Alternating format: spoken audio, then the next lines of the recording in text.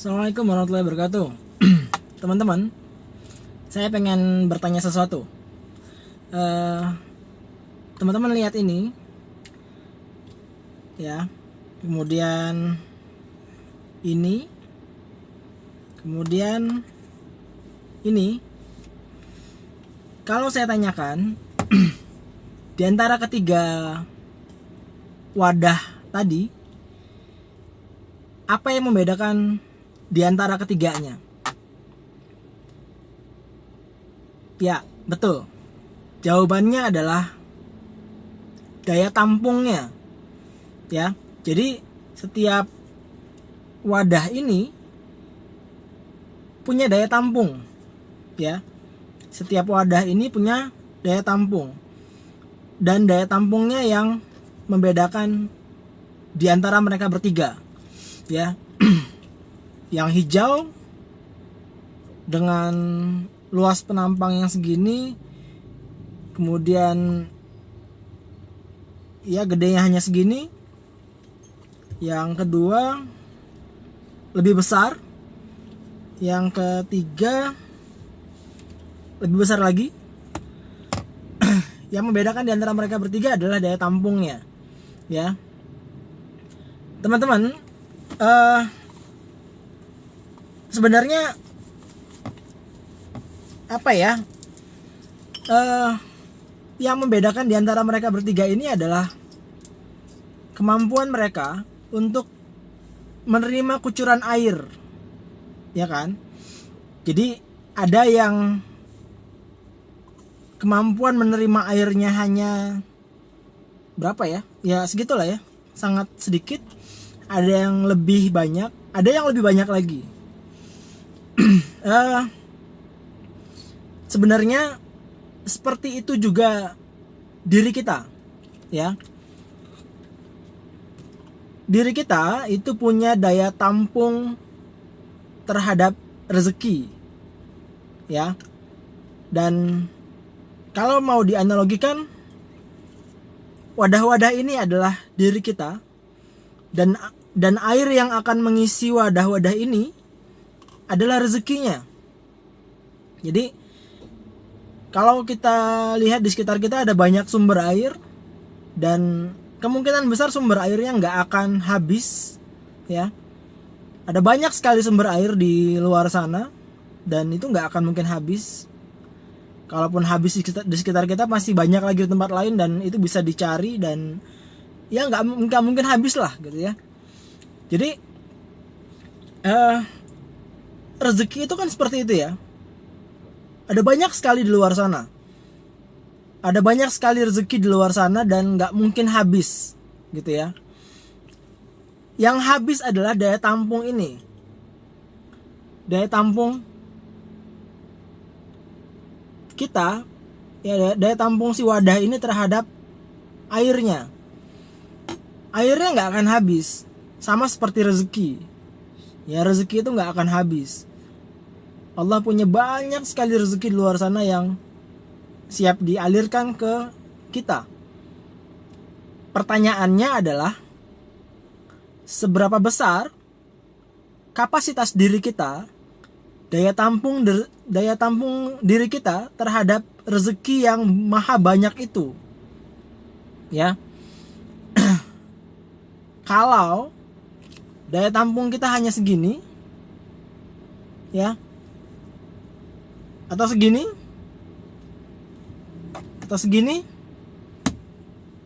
maka sebesar itulah rezeki yang akan kita tampung. Nggak bisa lebih, ya, nggak bisa lebih. Kalau semakin banyak yang dialirkan ke dalamnya, kita nggak mungkin bisa nampung lagi, luber, ya. Dia akan keluar, airnya akan keluar. Kemudian apa yang harus kita lakukan untuk menampung lebih banyak rezeki itu? Pertanyaannya kan gitu. Dan jawabannya jelas adalah menambah daya tampung kita terhadap rezeki. Kapasitasnya yang harus ditambah, ya. Kapasitas kita kapasitas diri kita yang harus ditambah. Daya tampung kita terhadap rezeki yang harus ditambah. Jadi wadahnya digedein lagi supaya daya tampungnya semakin banyak. Gitu kan? Logikanya seperti itu. Nah, jadi pertanyaannya adalah, kenapa kita sulit sekali mendapatkan penghasilan 20 juta, 30 juta, 100 juta, atau kalau yang udah biasa 100 juta, kenapa sulit mendapatkan 500 juta atau bahkan 1 miliar sebulan? Kenapa? Karena daya tampung kita nggak nyampe segitu. Karena daya tampung kita di bawah itu. Jadi wajar kita nggak pernah mendapatkan penghasilan segitu. Karena kapasitas kita belum nyampe ke sana. Ya. Nah, apa yang terjadi kalau kita memaksakan diri kita untuk nyampe ke penghasilan segitu? Nah, ini agak unik, ya. Mungkin nggak kita memaksakan diri untuk bisa sampai di penghasilan segitu? Kalau ceritanya memaksakan, mungkin aja, ya. Mungkin saja dipaksakan. Tapi pertanyaannya adalah, efeknya apa? Konsekuensinya apa? Konsekuensinya bisa jadi banyak, ya. Ada banyak teman saya yang akhirnya bisnisnya hancur, bangkrut, akhirnya terlilit banyak hutang. Kenapa? Karena dia memaksakan kapasitasnya.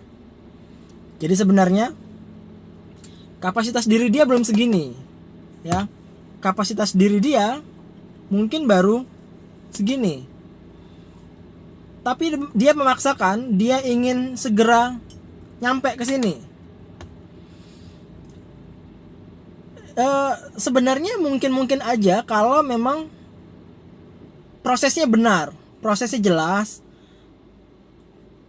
step-step yang dilalui jelas gitu ya, sampai akhirnya kapasitasnya menjadi besar. Nah, kebanyakan orang itu memang nggak siap dengan prosesnya. Jadi step-stepnya nggak dilalui dengan sabar gitu ya.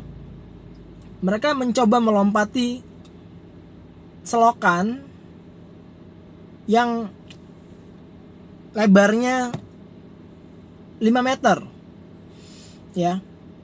Mereka mencoba melompati selokan yang lebarnya 5 meter, tapi mereka nggak pernah sebelumnya melompati selokan yang lebarnya hanya 1 meter. Jadi nggak pernah ngelompatin selokan yang lebar 1 meter, tapi mereka mencoba melompati yang 5 meter. Hasilnya apa? Jatuh. Jadi kapasitas diri kita itu nggak bisa dipaksakan untuk segera membesar gitu ya, nggak bisa. Dia harus melalui proses yang sabar, yang santai gitu ya. Walaupun nanti ada percepatan, ya, walaupun mungkin akan ada, mungkin bisa ditambah percepatannya, tapi dia harus pelan-pelan gitu. Nggak bisa asal ngebut zet gitu ya, nggak bisa, pelan-pelan, harus pelan-pelan. Walaupun nanti ukuran pelan-pelannya bisa jadi beda-beda setiap orang, ya. Ada yang memang akhirnya bisa cepet banget gitu ya, tapi yang cepet banget ini juga memang dia menyesuaikan dengan effort yang dikeluarkannya, ya.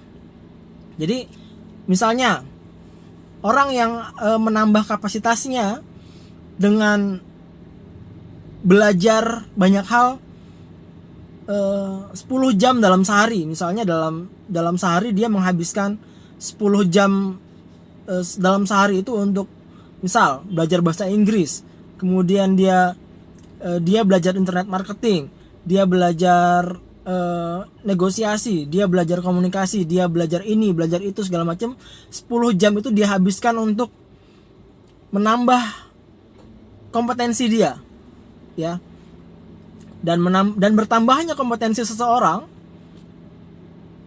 itu indikator bahwa kapasitasnya akan segera bertambah.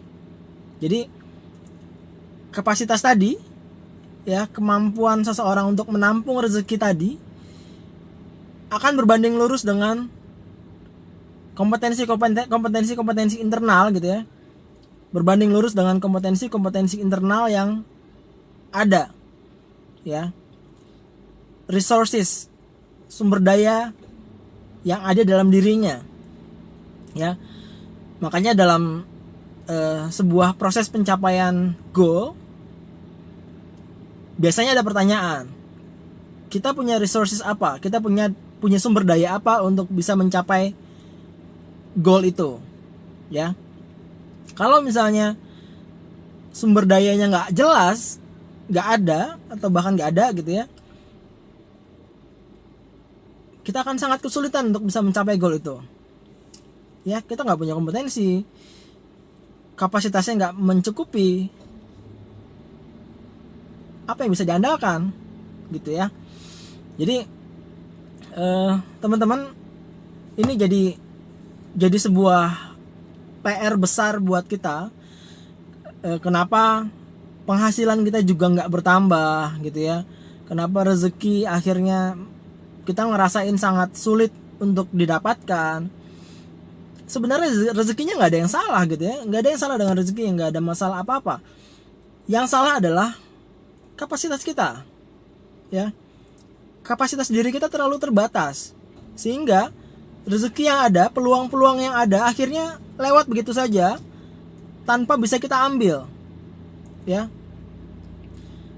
Makanya kompetensi tadi, kapasitas diri tadi itu bisa mempengaruhi capaian kita, mempengaruhi penghasilan kita secara langsung. Misal gini, saya nggak jago Facebook Ads misalnya, ya. Saya nggak jago Facebook Ads. Lalu apa yang harus saya lakukan untuk bisa mendapatkan uang ketika ada orang yang bertanya, Bang, bisa Facebook Ads nggak? Nah, kalau saya bilang enggak, ya, kalau saya hanya bilang enggak, saya akan melewatkan ini begitu saja kan? Rezekinya akan hilang begitu saja. Tapi kalau saya bilang, oh, saya sih nggak terlalu bisa, tapi saya punya teman yang bisa Facebook Ads, oke? Lalu saya tinggal bilang ke teman saya, ini ada yang mau pakai jasa FB Ads kamu, saya dapat diskon berapa, saya dapat fee berapa kalau misalnya dia pakai jasa kamu. Saya bilang gitu ke teman saya. Akhirnya dapat rezeki bukan? Dapat, ya. Jadi ini kompetensi juga, ya, kompetensi untuk ngeles gitu ya. Kita bisa mengambil peluang tanpa harus kita sendiri yang mengerjakannya, gitu kan? Jadi ini juga kompetensi judulnya. Ini juga karena adanya kapasitas dalam diri kita, gitu. Jadi ya ada banyak hal yang harus kita tambah, ya, yang harus kita tambahi, yang harus kita upgrade lagi dalam diri kita untuk dalam rangka memperbesar kapasitas tadi. Oke? Kira-kira begitu. Selamat menambah kapasitas diri masing-masing. Dan kapasitas itu dalam konteks wealth mindset adalah syarat terpenting untuk pemenuhan yang namanya sunatullah. Wallahu a'lam bishawab. Assalamualaikum warahmatullahi wabarakatuh.